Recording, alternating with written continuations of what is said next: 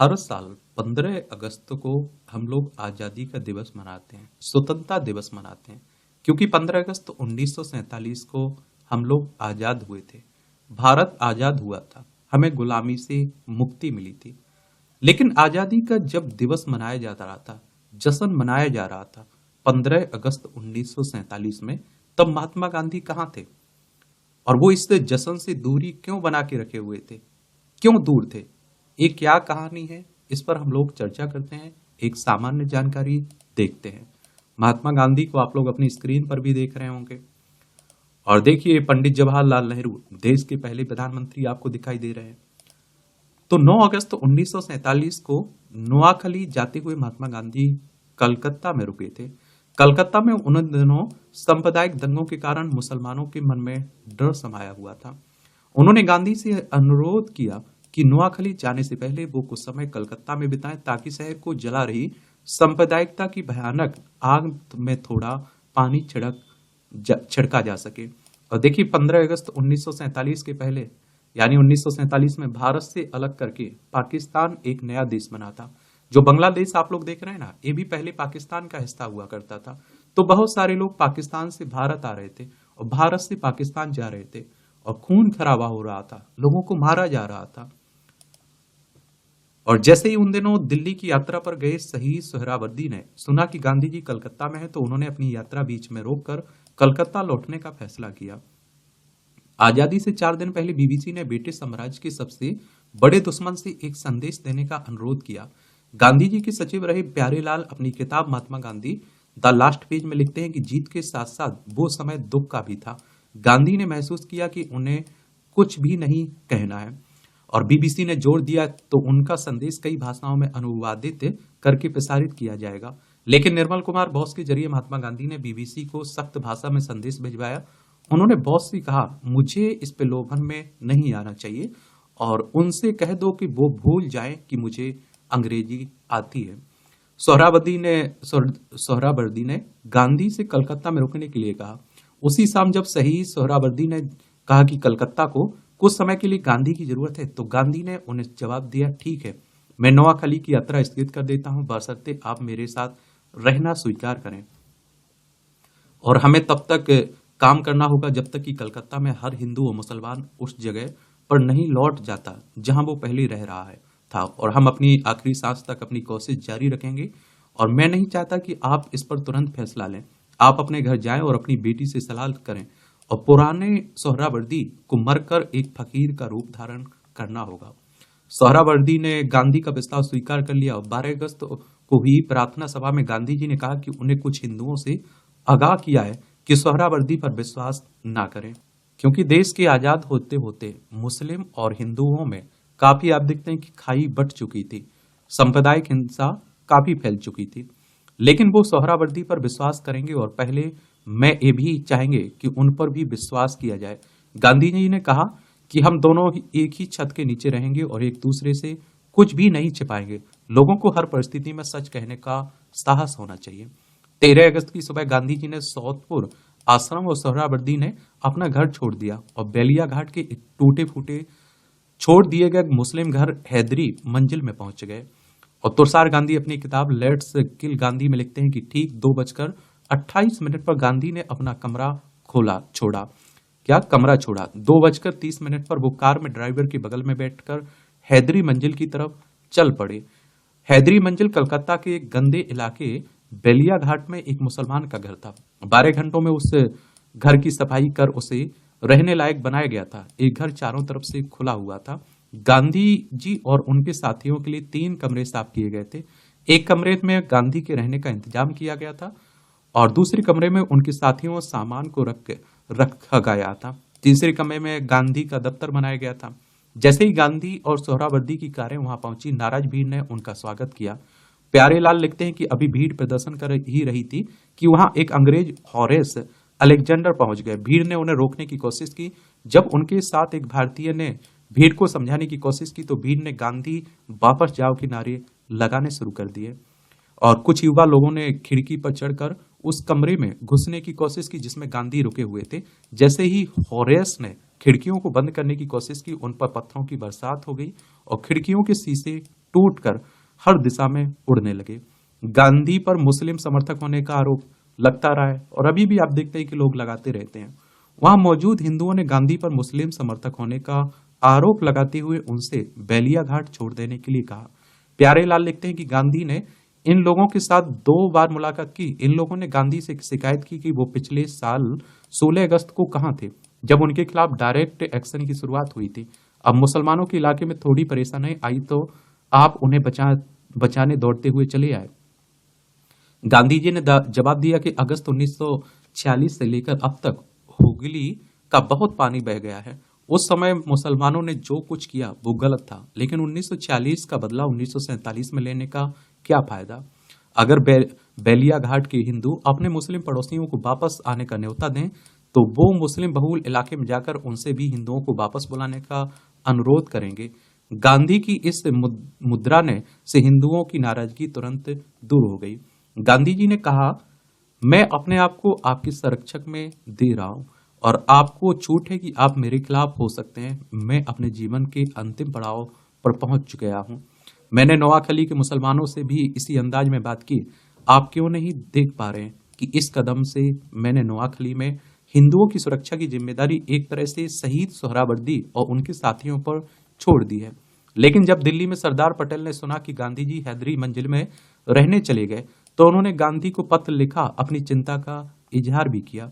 उन्होंने लिखा तो आपको कलकत्ता में रोक लिया गया, वो भी ऐसे घर में जो खंडहर बन चुका है और जो गुंडों और बदमाशों का अड्डा है। क्या आपका स्वास्थ्य ये तनाव झेल पाएगा? मुझे पूरा अंदाजा है कि वो बहुत गंदी जगह होगी। मुझे अपने बारे में बताते रहिएगा। देखिए, सरदार वल्लभ भाई पटेल देश के पहले उप प्रधानमंत्री और देश के पहले गृह मंत्री, और बहुत सारी रियासतें हुआ करती थी। सभी को एक करने में का योगदान किसको जाता है? सरदार वल्लभ भाई पटेल को। और भारत को एक बनाए रखने में योगदान सबसे ज्यादा उन्हीं का रहा। और उस शाम हैदरी मंजिल की आहती में हुए प्रार्थना सभा में करीब 10,000 से अधिक लोग मौजूद थे। गांधी ने लोगों को संबोधित करते हुए कहा, कल 15 अगस्त को हम ब्रिटिश शासन से मुक्त हो जाएंगे, लेकिन आज आधी रात को भारत 2 देशों में विभाजित हो जाएगा। कल का दिन खुशी के दिन के साथ साथ दुख का भी दिन होगा। अगर कलकत्ता में 20 लाख हिंदू और मुस्लिम एक दूसरे की जान के प्यासे हो रहे हैं तो मैं किस मुंह से नोआखली जाकर मुसलमानों के सामने हिंदुओं का केस रखूंगा। प्रार्थना के बाद गांधी अपने कमरे में आ गए। थोड़ी देर बाद वो सड़क की तरफ खुलने वाली खिड़की के सामने पहुंच गए। नीचे खड़ी भीड़ सोहरावर्दी के खिलाफ नारे लगा रही थी। तुषार गांधी लिखते हैं कि गांधी ने सोहरावर्दी को अपने बगल में आने के लिए कहा। उन्होंने अपना एक हाथ सोहरावर्दी और दूसरा हाथ मनु के कंधे पर रखा। भीड़ में से किसी ने चिल्लाकर सोहरावर्दी से पूछा, क्या आप 1 साल पहले कलकत्ता में हुई हत्याओं के लिए जिम्मेदार नहीं है? सोहरावर्दी ने उन हत्याओं में अपनी भूमिका स्वीकार करते हुए कहा, हाँ, मैं उसके लिए जिम्मेदार था। भीड़ का इस पर सकारात्मक असर हुआ। 14 अगस्त की रात जब भारत आजाद हो रहा था और नेहरू संसद के केंद्रीय हॉल में अपना भाषण दे रहे थे, 3 दशकों से भारत की आजादी की लड़ाई लड़ने वाला सबसे बड़ा नेता हैदरी मंजिल के एक अंधेरे कमरे में फर्श पर गहरी नींद में सोया हुआ था। एक गांधी जी की बात हो रही है। माउंटबेटन, नेहरू दोनों ने गांधी से आजादी के दिन दिल्ली में रहने का अनुरोध किया था, लेकिन गांधी ने यह कहते हुए उस अनुरोध को स्वीकार नहीं किया था कि कलकत्ता में उनकी ज्यादा जरूरत है। 15 अगस्त 1947 को भारत के करोड़ों लोगों के लिए एक ऐतिहासिक दिन था, लेकिन गांधी जी के लिए भी दूसरे कारण से वो दिन बहुत खास था।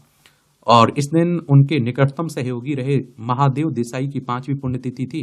प्रमोद कपूर अपनी किताब Gandhi and illustrated biography में लिखते हैं कि उस दिन गांधी हैदरी मंजिल में जागने के अपने नियत समय से 1 घंटा पहले 2 बजे उठ गए और पिछले 5 सालों के 15 अगस्त की तरह उस दिन भी उन्होंने उपवास रखा और अपने सचिव की याद में पूरी गीता पढ़वाई।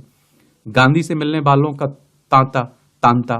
गांधी के मुस्लिम मेजबानों ने पूरे घर को तिरंगे झंडे से सजा रखा था। भोर होने के पहले ही रविन्द्रनाथ टैगोर के गीत गाता हुआ युवा लड़कियों का एक जत्था वहां दिखते आया और जब वो गांधी की खिड़की के नीचे पहुंची तो उन्होंने गाना बंद कर दिया। वहां हो रही प्रार्थना में शामिल हो गई। थोड़ी देर बाद लड़कियों का एक और जत्था वहां पहुंच गया और उसने भी गीत गाने शुरू कर दिए। दोपहर को गांधी बेलिया घाट में एक मैदान में प्रार्थना सभा में गए जहां हिंदू, मुस्लिम और समाज के हर तबके के लोग शामिल थे और वहां सबने एक स्वर में नारा लगाया, हिंदू मुस्लिम एक हो।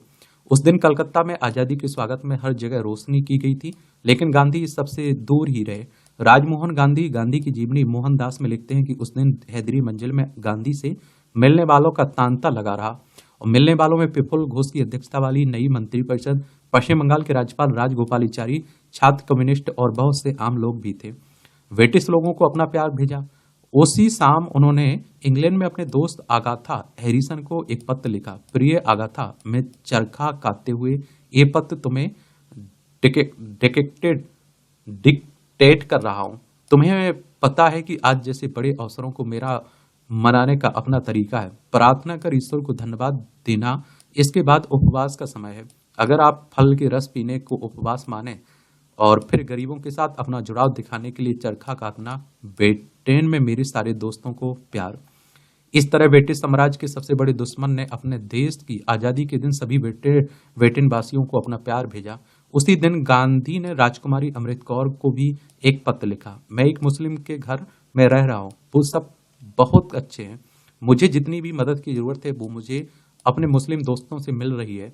मुझे दक्षिण अफ्रीका में बिताए और खिलाफत के दिन याद आ रहे हैं। हिंदू मुसलमान एक दिन के अंदर दोस्त बन गए। मुझे नहीं पता कि ये कब तक चलेगा। ऐसा लगता है कि सोहरावर्दी भी अब बदल गए हैं। कलकत्ता शहर का कार से दौरा। तो अपनी प्रार्थना सभा में गांधी जी ने कलकत्ता में लोगों के दिलों में हो रहे बदलाव पर अपनी खुशी जाहिर की और लाहौर से आ रही पागलपन की खबरों और चटगांवों में जो अब पाकिस्तान का हिस्सा बन चुका था, अचानक आई बाढ़ पर अपनी चिंता भी प्रकट की। उन्होंने कलकत्ता के लोगों से भारत में रहने का फैसला करने वाले अंग्रेजों से उसी तरह का व्यवहार करने का अनुरोध किया जैसा व्यवहार वो अपने पिता करने की अपेक्षा करते हैं। फिर उन्होंने असामान्य फरमाइश की कि उन्हें कलकत्ता की सड़कों पर कार से घुमाया जाए ताकि वो अपनी आंखों से देख सकें कि कलकत्ता के लोगों के दिलों में आया बदलाव वाकई एक चमत्कार है या दुर्घटना। अगले दिन यानी कि 16 अगस्त को गांधी ने हरिजन के अंक में लिखा कि कलकत्ता के लोगों के दिलों में हुए परिवर्तन का हर जगह श्रेय मुझे दिया जा रहा है, और जिसके कि मैं लायक नहीं हूं, ना ही शहीद सोहरावर्दी इसके हकदार हैं। ये बदलाव एक या दो व्यक्तियों की कोशिश से नहीं आ सकता। हम लोग ईश्वर के हाथ के खिलौने हैं। वो हमें अपनी धुन पर नचाता है। 18 अगस्त को ईद थी और उस दिन मोहम्मडन स्पोर्टिंग फुटबॉल क्लब के मैदान पर गांधी की सभा में करीब 5 लाख हिंदू और मुसलमान शामिल हुए और हर दिन उनकी सभाओं में भीड़ बढ़ती जा रही थी।